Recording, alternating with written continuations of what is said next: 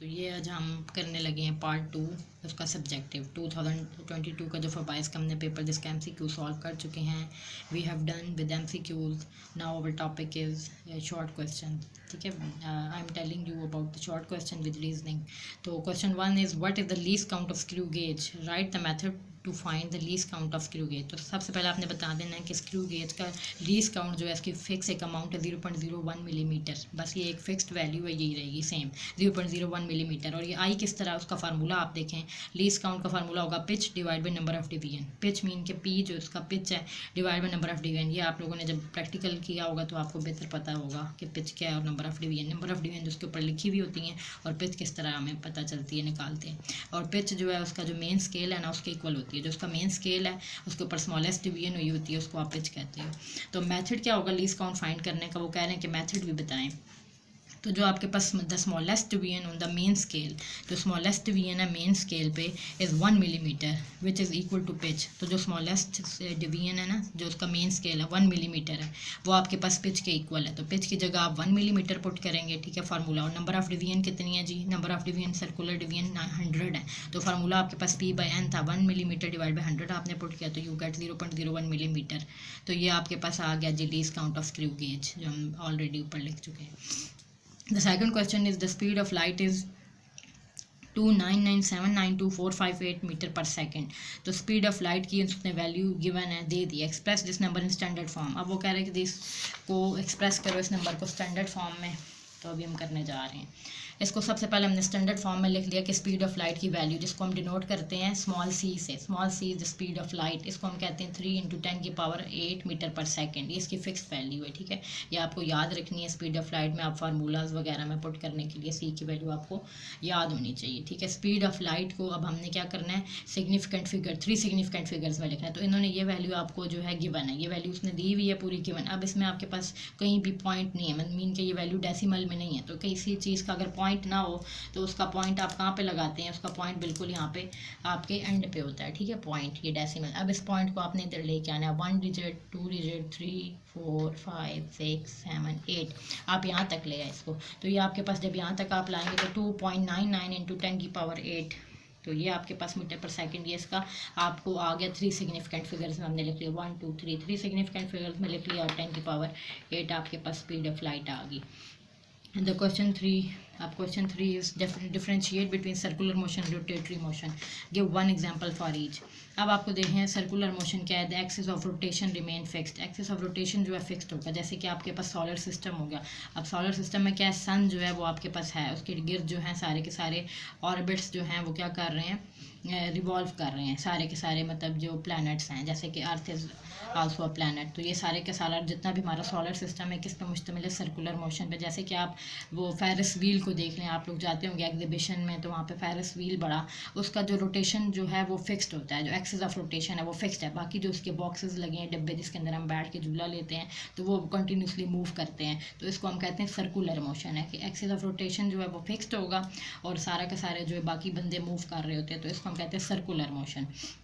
तो इसकी easily definition आप लिखेंगे एग्जांपल में. आप solar system, Ferris wheel, artificial satellites कुछ भी बहुत कुछ लिख सकते हैं. ठीक है इसमें. और जितने मैं ये बता रही हूँ ये आप लिखना है तो आपको आराम से 3 मार्क्स आ जाते हैं. अब रोटेटरी मोशन की बात करें तो axis of rotation can change. इसमें आपके पास एक्सिस ऑफ रोटेशन चेंज होता रहेगा. जैसे कि आपके पास अर्थ है, अर्थ क्या है, अर्थ का जो बीच का एक्सिस है वो चेंज करता रहता है. इसीलिए तो अर्थ मूव करती है. दिन और रात बनते हैं, डे और नाइट किस तरह कन्वर्ट होते हैं. आप में दिन में हमारे पास डे है, सूरज निकलता है, रात में रात आती है, मून निकलता है. तो दिन और रात का बदलना इसका मतलब है कि अर्थ अपना रोटेशन एक्सिस चेंज करती है. नॉर्थ और साउथ चेंजिंग होती है. तो रोटेटरी मोशन वो है कि जो एक्सिस का जो उसका होगा रोटेशन ऑफ एक्सिस वो चेंज होता रहेगा. तो द 4th क्वेश्चन इज एक स्टोन अगर आप ड्रॉप कर रहे हैं top of a tower, if it takes 6 second to hit the ground, find the height of tower and velocity with the stone hits the ground. With G की वैल्यू gravity आपको fix है, दी हुई है 10 मीटर पर सेकंड स्क्वायर. आपको याद भी नहीं करनी है, आपको दी हुई है. अब आपने फार्मूला यूज़ करना है. आपने हाइट कैलकुलेट करनी है कि ऊपर से अगर एक हम पत्थर एक टॉप से फेंकेंगे टावर के टॉप से, तो अगर वो 6 सेकंड ले रही है ग्राउंड में आने तक, तो उसकी हाइट टावर की और वेलोसिटी कितनी होगी कि स्टोन जो है कितनी वेलोसिटी और कितनी हाइट से आएगा और कितनी वेलोसिटी कवर करके ग्राउंड पर पहुंचेगा।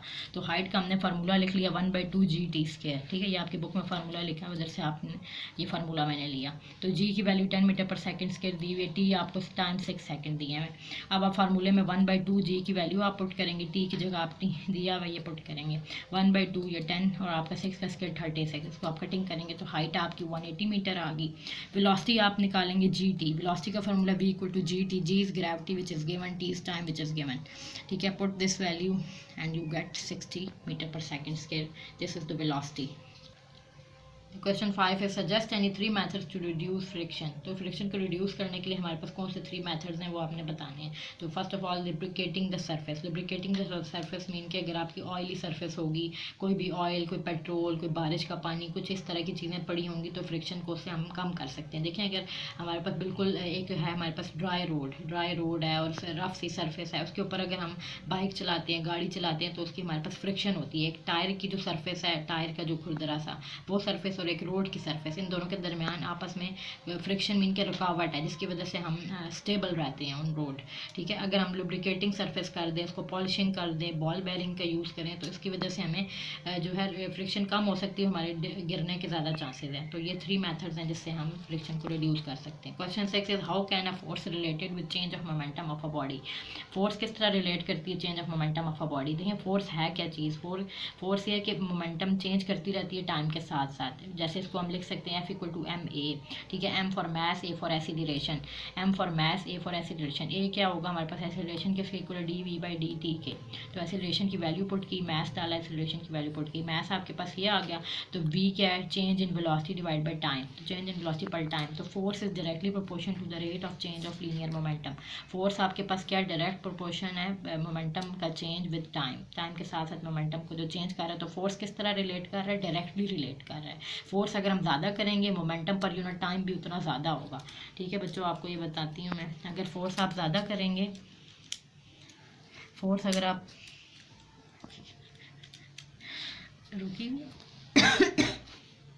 फोर्स अगर आप ज़्यादा करेंगे मोमेंटम उतना ज़्यादा होगा। अगर आप फोर्स को कम करते जाएंगे तो मोमेंटम भी कम होगा, क्योंकि they relate directly with each other, ठीक है। फोर्स जो है डायरेक्टली रिलेट करती है change in momentum per unit time से, ये हमें न्यूटन सेकंड लॉ से भी पता चलता है।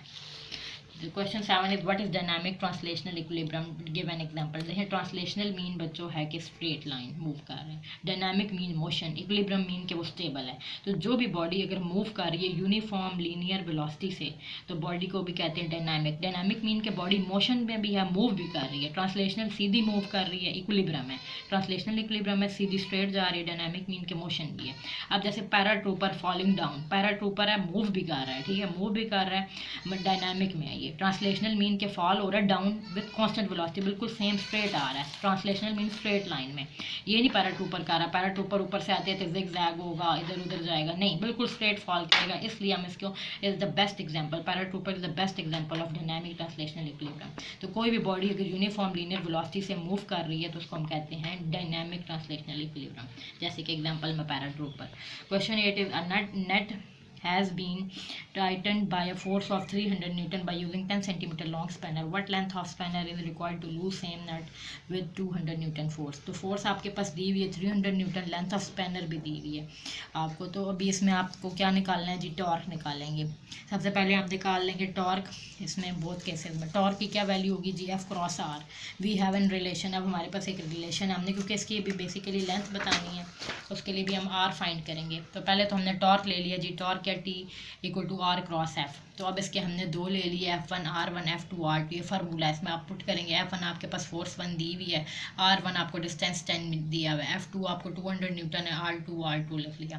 अब आपने इसको मल्टीप्लाई किया, 3000 न्यूटन आ गया। अब 200 आपने लिखा और साथ R2 लिख दिया। R2 आपने डिस्टेंस फाइंड करना है, लेंथ फाइंड करनी है ना कि कितनी लेंथ लग रही है उसको रोटेट कराने में, स्पैनर जो है टॉर्क उसका बताएंगे। तो 3000 आपने लिखा, ये 3000 न्यूटन डिवाइड इसको आपने कर दिया 200 से, तो आपके पास R2 आ गया। इसको सही से आप कर लीजिएगा और यहाँ से कैलकुलेशन आप खुद कर लें आगे, या आप खुद सॉल्व कर लें आगे, आपका आंसर आ जाएगा 1.5 सेंटीमीटर।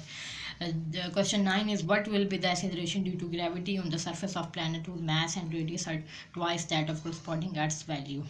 तो क्या है जो एक्सीलरेशन होगी ग्रेविटी की वजह से सरफेस ऑफ प्लैनेट पे, जिसका मास और रेडियस अगर ट्वाइस कर दें तो एट्स की वैल्यू पे क्या फ़र्क पड़ेगा। तो देखिए बहुत फ़र्क पड़ेगा। एक्सीलरेशन अगर हमें वो हाफ हो जाएगी। Acceleration due to gravity given by g के फार्मूला है g small capital g capital M divide by R square. अगर मास एंड रेडियस डबल कर दें तो देखें आपके पास ये फार्मूला है, मास को भी डबल कर दें, मीन के एम की जगह आप 2 m पुट कर दें, रेडियस को डबल करने का मतलब आप आर की जगह 2r पुट कर दें, तो फिर देखें फ़र्क क्या पड़ेगा। 2m तो आपके पास यहाँ पे 2m ही रहेगा, 2r जो है वो आपके पास क्या हो जाएगा 4r स्केयर। तो 2 1 2 2 2 4 ये से कटा तो G M R square by 2 ये आ गया। तो G M over R square आपके पास, ये हमने पीछे जी के इक्वल लिया था। ये अगर आप पीछे अगर आपको हम दिखा सकें, ये जी किसके इक्वल हमने लिया था G M over R square. तो जी प्राइम किसके इक्वल बनेगा, ये किसके इक्वल आ गया जी के इक्वल, तो डिवाइड बाई 2 एक्स्ट्रा आ गया।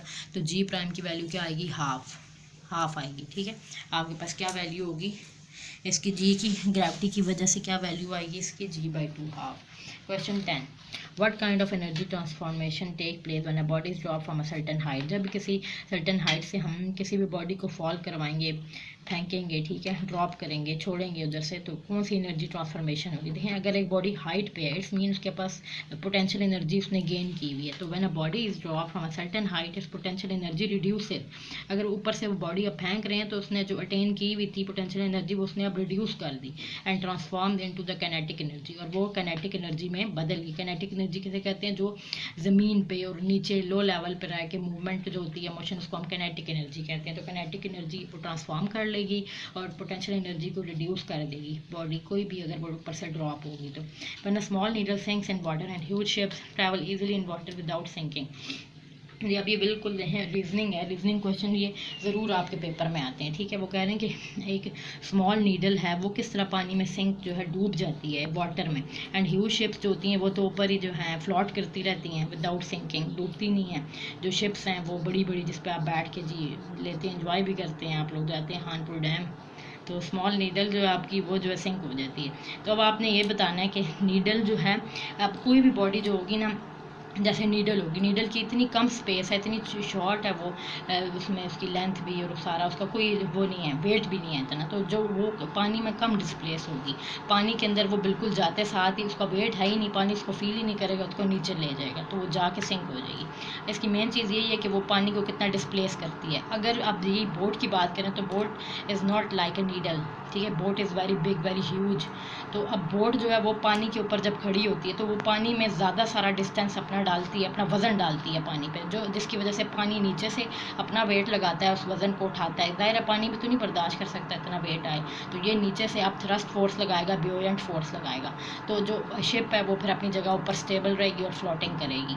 तो वो ये इट्स ऑल अबाउट डिस्प्लेसमेंट, ठीक है, डिस्प्लेस हो रहा है कितना वाटर इसका, तो ये जितना वाटर डिस्प्लेस करेगी तो उस पर डिपेंड करेगा। अगर नीडल पानी में कम डिस्प्लेस हो रही है तो वो नीचे सिंक हो जाएगी, शिप जो है पानी में ज़्यादा पानी डिस्प्लेस करेगी जिसकी वजह से वो फ्लॉट करेगी। तो आप पढ़ लें the density of steel is more, और डेंसिटी भी है इसकी जो स्टील की वो ज़्यादा है than the density of water, whereas the ship has a lot of hollow spaces. Ship की जो हैं हॉलो स्पेसेस भी लार्ज होती हैं filled with air, because of which the overall density of ship become less than the water. तो ये भी एक रीज़न है इसकी, और जो मैं आपको बता रही हूँ डिस्प्लेस वाली आप वो भी लिख सकते हैं। ठीक है, तो शिप का हैवी वेट है, हॉलो स्पेसेस हैं जिसकी वजह से ऊपर फ्लोटिंग करेंगी, ज़्यादा पानी के ऊपर जो है पानी डिस्प्लेस करेगी तो जिसकी वजह से फ्लोटिंग करेगी, और नीडल जो है ज़्यादा पानी डिस्प्लेस नहीं करेगी जिसकी वजह से नीचे जाके वो डूब जाएगी। Question 12, the exterior brick wall of a house of thickness 25 cm has an area of 20 meters square. The temperature inside the house is 15 degree Celsius and outside 35 degree. अब वो कह रहे हैं कि एक ब्रिक का एक्सटीरियर घर के बाहर जो ब्रिक लगी हुई है, जो ईंट है, उसकी जो थिकनेस है 25 सेंटीमीटर है और उसका एरिया दे दिया 20 मीटर स्क्वायर है, थिकनेस भी बता दी, एरिया भी बता दिया। अब वो कह रहे हैं कि टेम्परेचर इनसाइड द हाउस है, अंदर से टेम्परेचर हाउस का 15 डिग्री सेल्सियस है और बाहर से टेम्परेचर घर का 35 डिग्री सेल्सियस है। बाहर से ज़्यादा क्यों, क्योंकि बाहर से धूप वगैरह लग रही है, अंदर तो हमने टेम्परेचर मेंटेन किया है, तो अंदर से टेम्परेचर कम है, बाहर से टेम्परेचर ज़्यादा है। अब हमने फाइंड करना है find rate at which thermal energy will be conducted through wall. कौन सी थर्मल एनर्जी जो है वो कंडक्ट करेगी वॉल के थ्रू। द वैल्यू ऑफ के फॉर ब्रिक, वैल्यू ऑफ के भी उसने दे दी। अब हम इसमें हीट रेट निकालेंगे, ठीक है। तो हमने फार्मूला लगा लिया, क्यू मतलब कि हीट कंडक्शन, कितनी हीट जो है वो थर्मल एनर्जी मतलब कि कंडक्ट करेगी। इसका फार्मूला आपके पास capital K A del T over L, ठीक है। एल आपको बता रही है thickness, del T change in temperature, कितना चेंज आया टेम्परेचर में, चेंज हुआ ना 15 डिग्री सेल्सियस था, फिर 35 डिग्री सेल्सियस, तो ये चेंज आ रहा है। ए फॉर एरिया, तो जी वैल्यूज़ पुटिंग करेंगे, बाय पुटिंग वैल्यू 0.6 पुट किया, एरिया हमने यहाँ पे 20 मीटर स्क्वायर पुट किया, और डेल टी हम लेंगे जी यहाँ पे चेंज इन टेम्परेचर मीन के final temperature minus initial, final हमारा ये था, ठीक है, मतलब जो बिगर टेम्परेचर है ये होगा 35 डिग्री सेल्सियस, मतलब 15 डिग्री सेल्सियस करेंगे। तो चेंज जब भी निकालते हैं हायर वैल्यू में से लोअर वैल्यू को माइनस करते हैं, डिवाइड बाई थिकनेस 25 सेंटीमीटर दी हुई है। इसके बाद आपके पास इसको आप सॉल्व करेंगे तो 12 आ जाएगा, और 20 डिग्री सेल्सियस आएगा जब उसको माइनस करेंगे, डिवाइड बाई 0.25 मीटर, तो आपके पास हीट कंडक्शन इनको मल्टीप्लाई करके 240 ही चाहिए। इसको सिंपल बिल्कुल आप इसको जिससे कैलकुलेशन करते हो करेंगे तो, और आपका रिजल्ट आ जाएगा 960 वाट्स, ठीक है। 960 वाट जो है आपका हीट कंडक्शन आ जाएगी। इतने वाट की हीट कंडक्शन होगी थर्मल एनर्जी की, तो इतना टेम्परेचर बाहर से अंदर से लग सकता है, ठीक है। Why are small gaps, the next question 13, why are small gaps left behind the girders mounted in walls. अब वो कहना जो ग्रेडर्स होते हैं, ग्राइडर ये मेड बनते हैं जी स्टील के बनते हैं, समर्स में एक्सपेंशन होती है, ठीक है। कोई भी स्टील की चीज़ होगी समर में गर्मी की वजह से, टेम्परेचर इंक्रीज़ की वजह से वो चीज़ एक्सपेंड करेगी, ठीक है, एक्सपेंडिंग होगी। और सर्दियों में क्या होगी, ठंड की वजह से वो चीज़ सुकड़ जाएगी, ठीक है, मतलब कि कॉन्ट्रैक्शन हो जाएगी। एक्सपेंड मीन के फैलाव आना, मतलब समर में जब उसको हीट बहुत ज़्यादा मिलेगी तो ग्राइडर्स जो होते हैं ये आपके पास स्टील के बने हुए होते हैं। तो घरों की दीवार के पीछे जो ग्राइडर्स होते हैं उसमें हम थोड़ा सा गैप रखते हैं। गैप इसलिए रखते हैं कि सर्दी में तो मसला नहीं है, कॉन्ट्रैक्ट हो भी जाए तो कोई नहीं, लेकिन गर्मी में ये है कि अगर वो ग्राइडर्स जो हैं अगर हम गैप ना रखें पीछे, ठीक है, अगर ग्राइडर्स जो हों स्मॉल गैप रखते हैं, इतना नहीं होता कि विजिबल नहीं है, तो थोड़ा बहुत गैप होता है कि अगर ग्राइडर्स जो है समर में एक्सपेंशन करें, एक्सपेंड हों, तो उनको थोड़ी सी स्पेस मिल जाए, वो ईजीली पीछे अपना खुल सकें, ठीक है।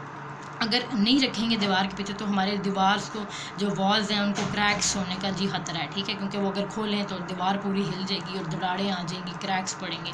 तो इसलिए हर दीवार के पीछे थोड़ा सा गैप रखते हैं ग्रिडर्स के साथ कि आपको जो है इजीली समर में एक्सपेंशन हो तो आप इजीली आपकी दीवारों को कुछ ना, ठीक है। तो girder is made up of steel, in summer it expand so for the expansion, ठीक है, सो फॉर द एक्सपेंशन के लिए we left gap behind the wall, wall के पीछे हम जो है लेफ्ट छोड़ते हैं अभी गैप। व्हेन इट एक्सपेंड, जब ये एक्सपेंड होती हैं, it does not create cracks in wall, जब ये एक्सपेंड होगी तो फिर वॉल को क्रैक्स जो हैं वो क्रिएट नहीं करेगी उसमें, तो इसलिए स्मॉल गैप रखना इज़ वेरी इंपॉर्टेंट, ठीक है।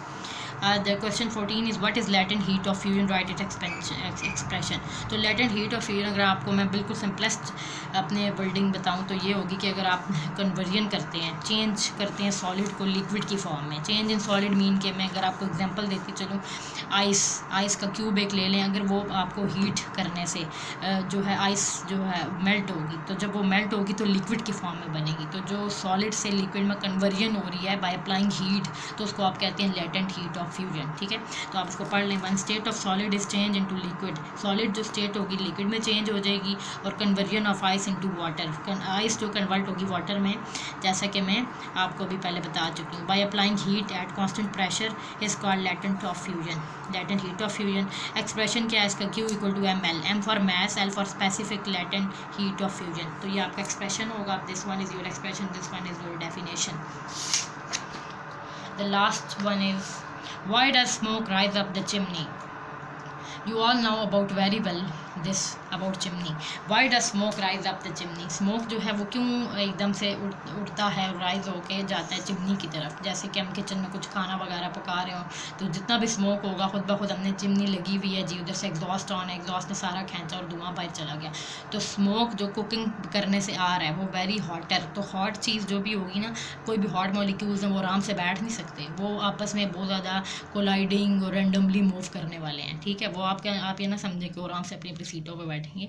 तो smoke from cooking is hotter, तो जो स्मोक आएगा कुकिंग से वो बहुत गर्म होगा। देन सराउंडिंग एयर, जो आस पास एयर होगी वो इतनी नॉर्मल टेम्परेचर की होगी, लेकिन जो धुआं में खाने पकाने से आ रहा है वो बहुत गर्म होगा। तो हॉट एयर राइजेज अपवर्ड, हमेशा ऑलवेज हॉट एयर जो है वो आराम से बैठ नहीं सकती, वो ऊपर की तरफ मूव करती है। तो chimney carries this hot air, chimney इसलिए बनाते हैं कि चिमनी हॉट एयर को कैरी कर ले और आउटसाइड द हाउस उसको घर से बाहर निकाल दे। तो थ्रू एग्जॉस्ट भी, चिमनी भी, ये हम सारे प्रोसेस कर सकते हैं। तो स्मोक राइज अप क्यों हो रहा है कि जब भी कुकिंग हो रही है हॉट एयर प्रोड्यूस हो रही है। हॉट एयर जो होगी वो हमेशा राइज होगी अपवर्ड, अपवर्ड की वजह से चिमनी जो उसको ले जाएगी बाहर और आउट साइड द हाउस। तो ये आपका एंड हो गया। अब इसी तरह हम नेक्स्ट आपकी वीडियोस लाते रहेंगे, हमें वॉच करें, लाइक करें, सब्सक्राइब करें, और इसी तरह हम आपके नए नए कोर्सेज लाते रहेंगे, ठीक है, आपको हर चीज़ समझाते रहेंगे। अब आप हमें कमेंट सेक्शन में ये बता दें कि आपको और कौन कौन सी चीज़ें सही समझ नहीं आ रही या क्या नहीं है, तो हम आपके लिए इंशाल्लाह न्यू कंटेंट लेके आएंगे, न्यू चीज़ें आपको यहाँ पे डालेंगे।